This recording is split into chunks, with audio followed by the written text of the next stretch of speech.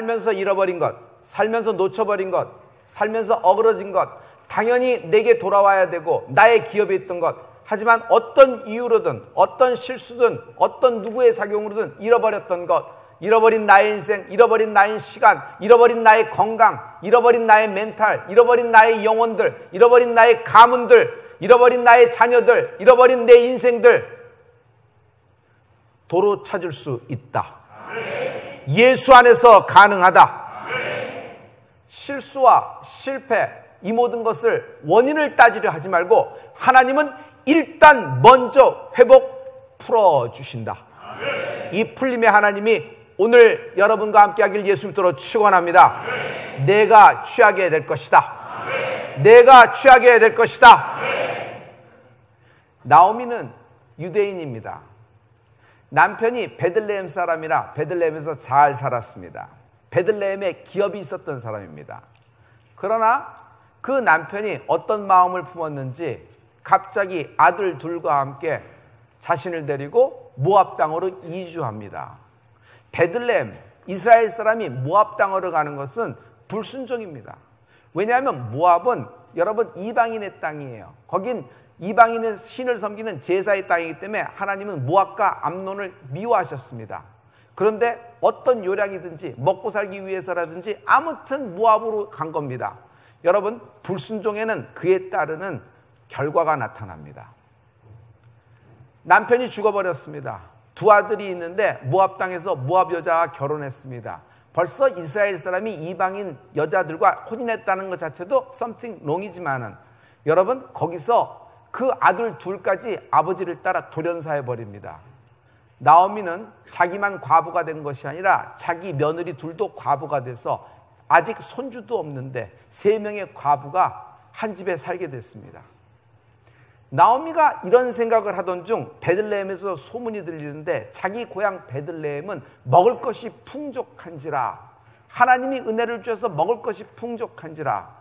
여러분, 땅이 다 같은 땅이 아닙니다. 하나님이 주목하시고 하나님이 집중하시고 하나님이 축복하시는 그 기업이 있다.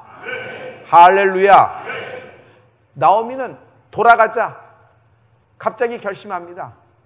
내가 또 나온 땅으로 돌아가자 결심을 하게 됩니다. 여러분, 이것이 나오미의 영적인 센시티브한 면입니다.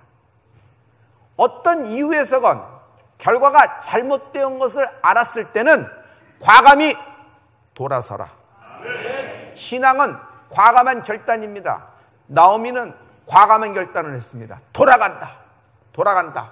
그러자 자신을 따라온 며느리 둘이, 하나는 저는 남겠습니다. 저는 베들레헴 아는 적도 없고 모압 땅에서 자라서 모압 땅에서 시집 왔는데 다시 베들레헴 날 쏘고 무서운 거 안 가겠습니다. 남겠습니다. 그런데 며느리 중에 하나인 룻이라는 여인이 저는 어머니 따라가겠습니다 하는 것입니다.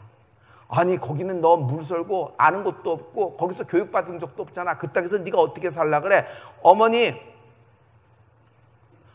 어머니가 가는 곳이면 제가 어디든 갑니다. 어머니의 백성이면은 나의 백성이 될 것이고 어머니의 하나님은 나의 하나님 되십니다. 이 모압 여인, 이스라엘의 베들레헴 적각골이 흐르는 하나님이 주신 기업에 발 한 번 들인 적도 없고 그물 한 번 마신 적도 없는 여인이 갑자기 믿음의 얘기를 하게 되는 것입니다. 어머니가 섬기는 하나님이 나의 하나님 될 것입니다.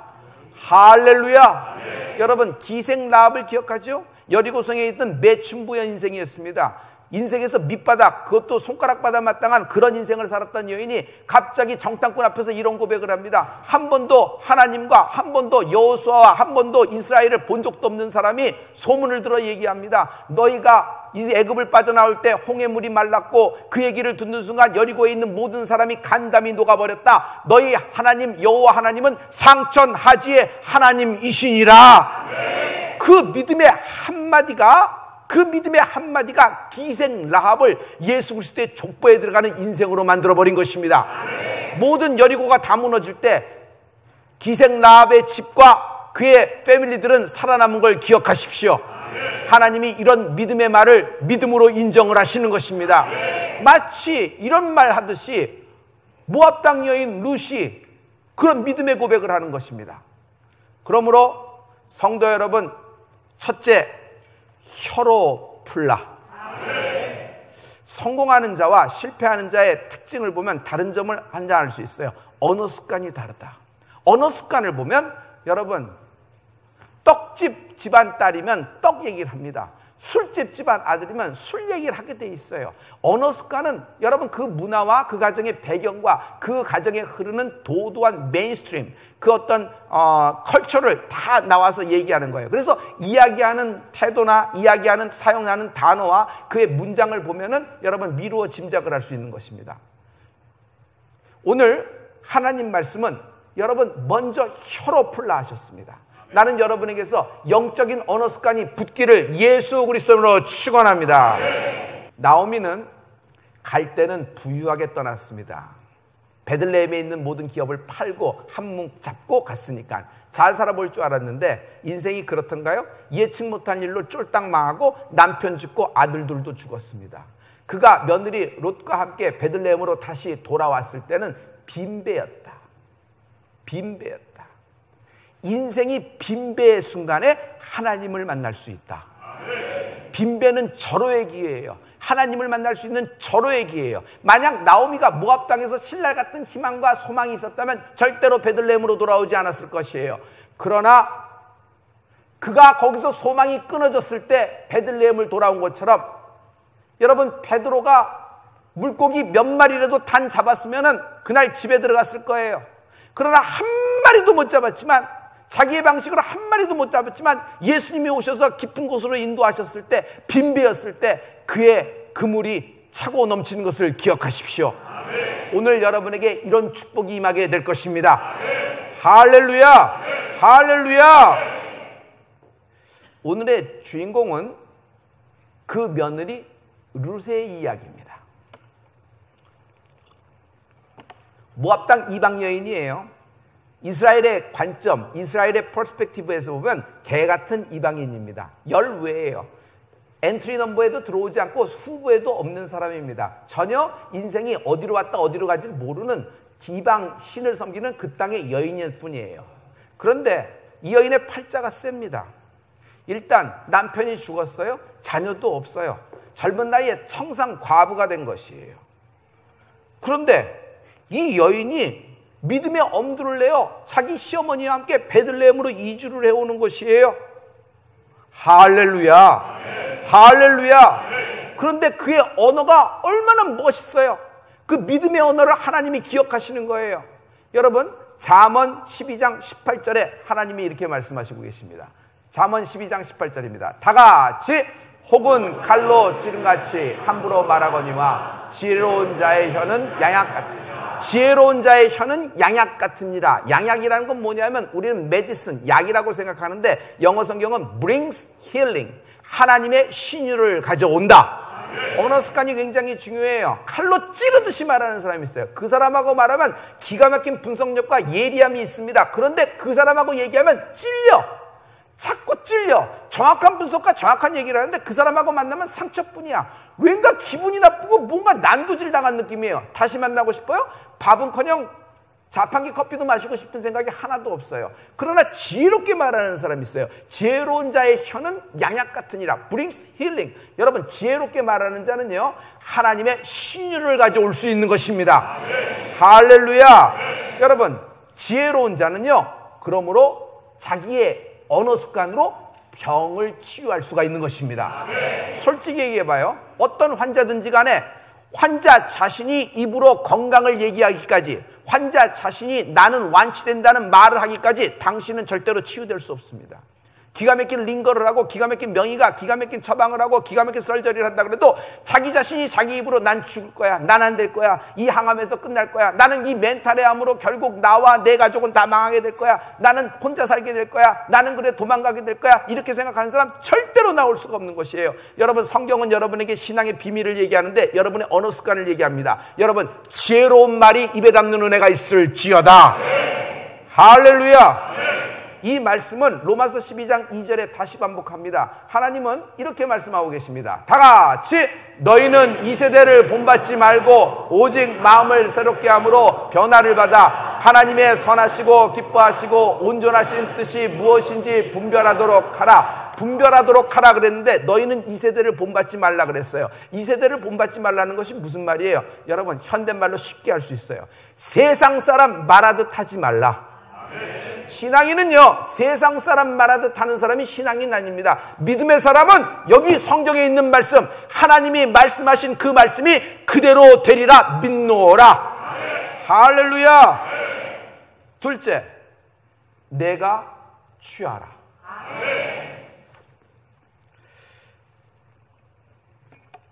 나오미는 시어머니 따라옵니다. 베들레헴에. 거기서 유력한 자를 만납니다. 아주 유력한 자를 만납니다.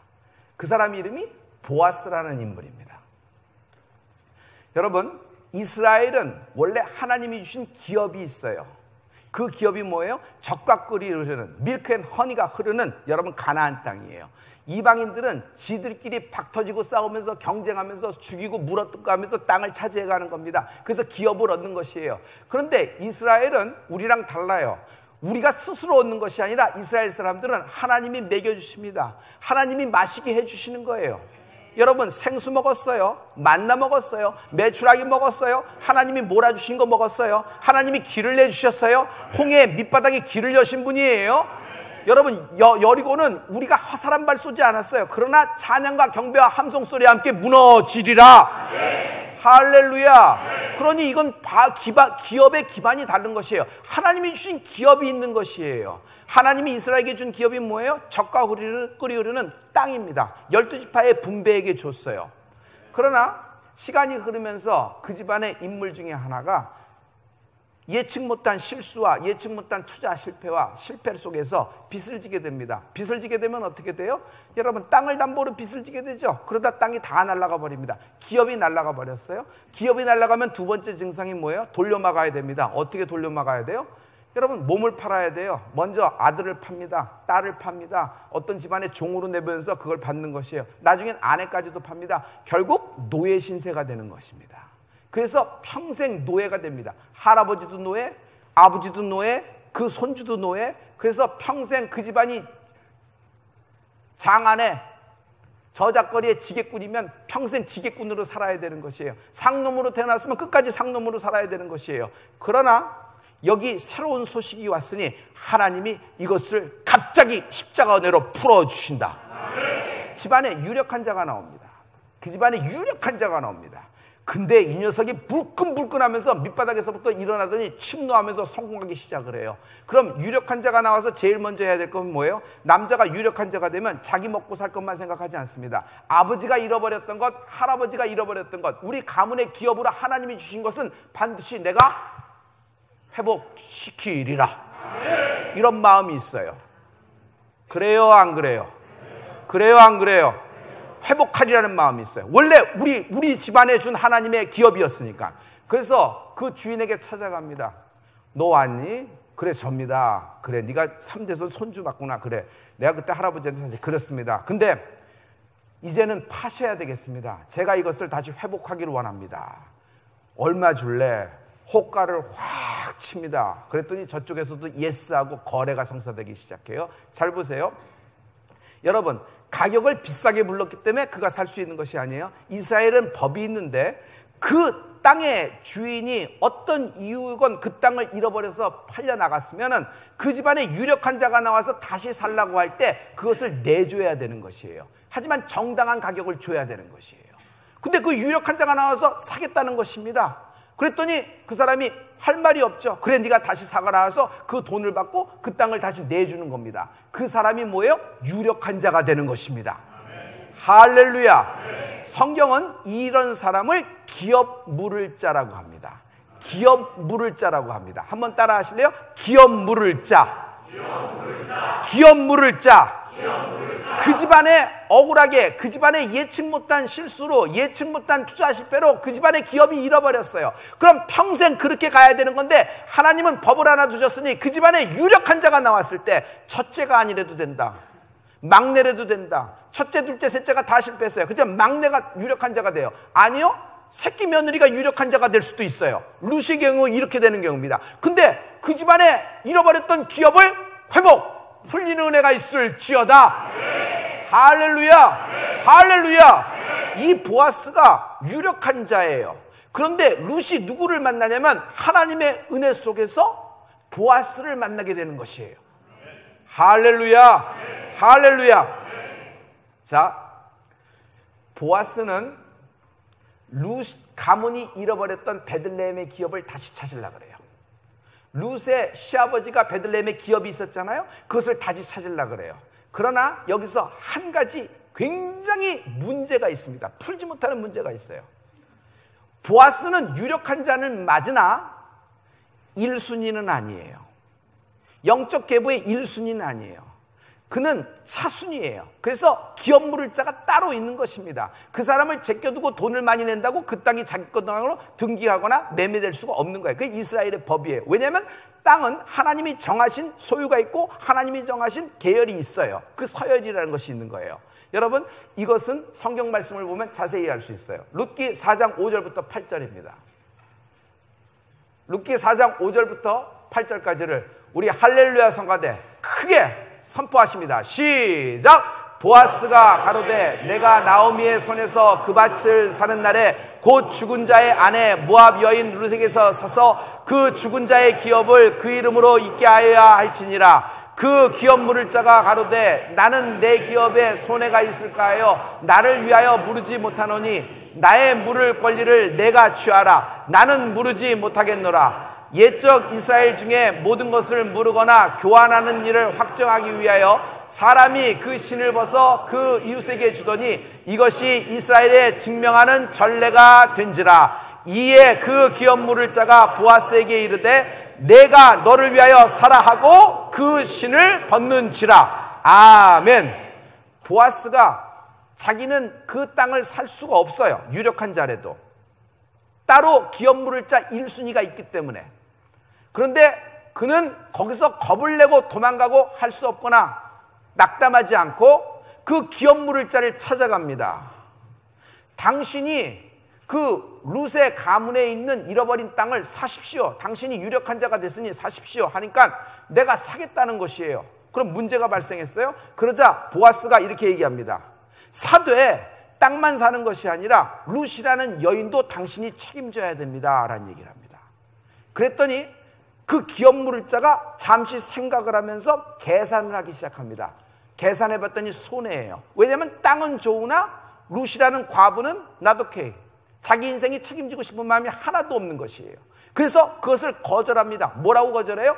보아스에게 이렇게 거절합니다. 나는 그 기업을 물을 생각이 없다. 그 기업을 내가 다시 세울 생각이 없다. 그러므로 네가 샀으면 좋겠다 하면서 자기의 신발을 벗어요. 자기의 신발을 벗어요. 이게 이스라엘의 법이에요. 제가 괜히 어떤 쇼업을 하는 것이 아니라 이스라엘 법을 그대로 할게요. 자기 신발을 벗어서 그걸 살 만한 다른 사람에게 자기가 던지는 거예요. 이렇겠죠? 할렐루야. 그럼 뭐 어떻게 돼요? 내가 기업 물을 자예요. 그런 영광, 기업 물을 자는 영광이 있는 것이에요. 할렐루야.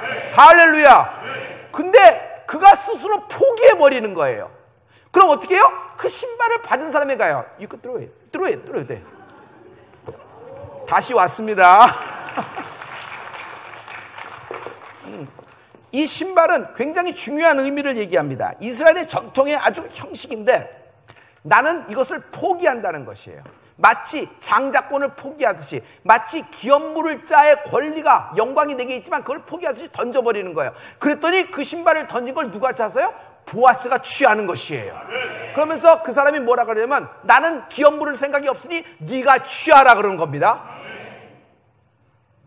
당신이 오늘 기업 물을 자가 된다. 당신이 오늘 기업 물을 자가 된다. 놀라운 사실이에요. 보아스가 그 신발을 들고 내가 취하리라 하면서 그 나오미, 즉 그 며느리 롯 가문이 시집이 잃어버렸던 그 베들레헴의 모든 기업을 다시 회복시키고 풀어버립니다. 그리고 룻을 자기가 책임지는 것이에요. 그래서 둘이 결혼을 해요. 행복하게 살았더래요. 우리 하나님께 영광이 돌립니다.